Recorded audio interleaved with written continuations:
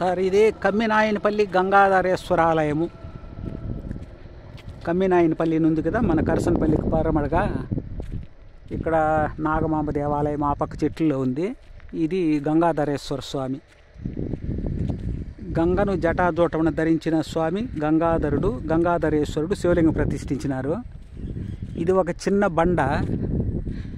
ఈ బండపైన ఈ ఆలయం ఉండేది. ఈ ఆలయం కూడా పూర్వకాలంలో ఒక డోల్మనాయిడ్ అంటే పాండవుల గుడిని గంగాధరేశ్వర ఆలయంగా మార్చినట్లు. దాని పక్కలోనే ఒక పాండవుల గుడి ఉంది చూడండి. దాని పక్కలో ఉండే పాండవుల గుడి విధంగా ఇక్కడ కొన్ని పాండవుల గుడులు ఉన్నట్టుంది ఆ కాలంలో. ఎందుకంటే శిలాయుగం నాటికే ఈ ప్రాంతంలో కూడా రామినాయని పాలెం ఉండేది కదా. ఈ పక్క కాలువ తవ్విండారు కదా. కాలువ తవ్విండే ప్రాంతంలో శిలాయుగ పనిముట్లంతా దొరికినాయి. పురాతన కాలం నాటి గాజులు, పెంకులు, పూసలు తెలుగు కాలువ తవ్వినారు. హంద్రీనేవా కాలువ. ఆడ రామినాయని పాలెం ఉండేది. రామినాయని పాలెంలో ఇది ఒక భాగంగా ఉన్నట్టుంది. పక్కలోనే పాండవుల గుడి ఉంది. ఇట్లా పాండవుల గుడి 10-20 ఉన్నట్టుండే ఈ బండపైన. వాటిల్లో ఒకటి వచ్చి గంగాధరేశ్వర ఆలయంగా కన్వర్షన్ చేసుకున్నట్లుంది ఆ కాలంలో. ఎందుకంటే పక్కనే ఒకే ఒక పాండవుల గుడి ఎప్పుడు ఉండదు. పాండవుల గుడి ఉండే దేవాలయాలు ఉండవు మామూలుగా. ఒక పాండవుల గుడి వచ్చి దేవాలయంగా మారిందంటే పవిత్ర ఆత్మ దేవుని దగ్గరగా చేరే విధంగా వాళ్ళు చేసుకుండే సమాధుల్లో ఒక సమాధిని అనంతర కాలంలో సమాధి అని తెలియని తరువాత సమాజం వాళ్ళు ఎవరో దీన్ని దేవాలయంగా మార్పు చేసుకున్నట్లుగా అర్థమవుతుంది. ఎందుకంటే పక్కలో ఉండే ఒక డోల్మనాయిడ్ని చూస్తే మనకు అట్లా అర్థమవుతుంది. ఇదంతా ఒక చిన్న బండ మట్టితోలి పూర్తి చేసినారు. అంతకుముందు ఒక 10-20 ఇట్లాంటి డోల్మనాయిడ్స్ ఉన్నట్టుగా ఇక్కడ అవగతం అవుతుంది. మనము బాపలనాథం దగ్గర చూసినాం కదా, అట్లాంటి వాటిల్లో ఒకటిది. దీని వెనుక ఇంకోటి ఉండిందంట మొన్నటి వరకు. అది పగలు కొట్టేసినారని ఈ పొలం వాళ్ళే చెప్పినారు. ఈ విధంగా వాస్తవమైన బండ. ఈ బండలపైనే సమాధులంతా ఉండేవి. ఇది ఒక పాండవుల గుడి, డోల్మనాయిడ్ అంటాము. ఇట్లాంటిది కొంచెం పెద్దదిగా ఉండేది. 3-4 వృత్తాలతో కూడి ఉండేది.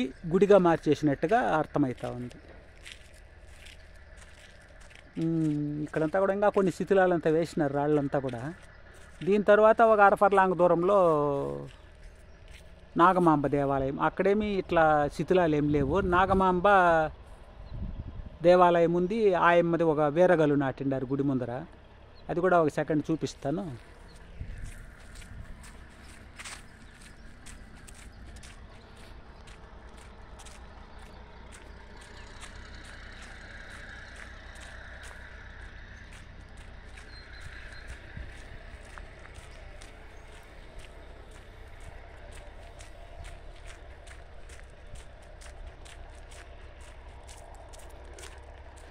అదే సార్, అక్కడ కనపడేది కమ్యూనిటీ బిల్డింగ్ మాదిరి కట్టినారు నాగమాంబ దేవాలయం ముందర.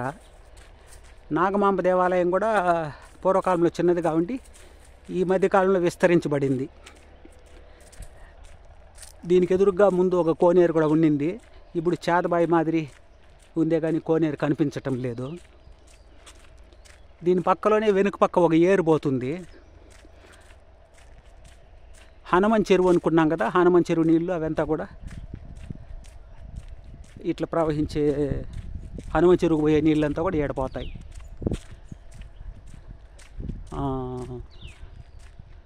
ఇది ఒక తోపు, ధర్మతోపు అని కూడా అంటారు దీన్ని. ఎందుకంటే ఇక్కడ ఒక యుద్ధం జరిగిన ఆనవాళ్ళు తెలుస్తాయి. యుద్ధం జరిగిన తర్వాత అగ్నిగుండమైన ఆయమ్మ పేరుతో ఈ దేవాలయము నిర్మాణం జరిగినట్టుగా తెలుస్తూ ఉంది. ఇది సార్ నాగమాంబ దేవాలయము. ఈ ప్రాంతం అంతా చింతమాండలో ధర్మతోపనే దీని పేరు ముందు కూడా. ఎందుకంటే ధర్మంతో యుద్ధం జరిగింది,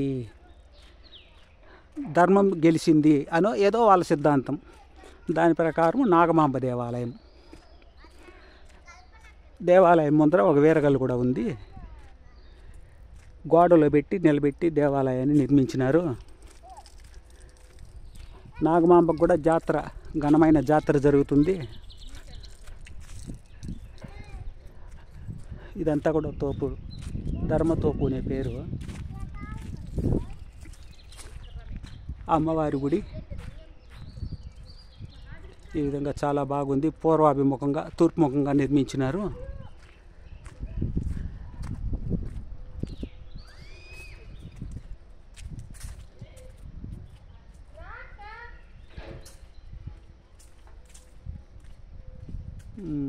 నాగమాంబ శిలాశిల్పం,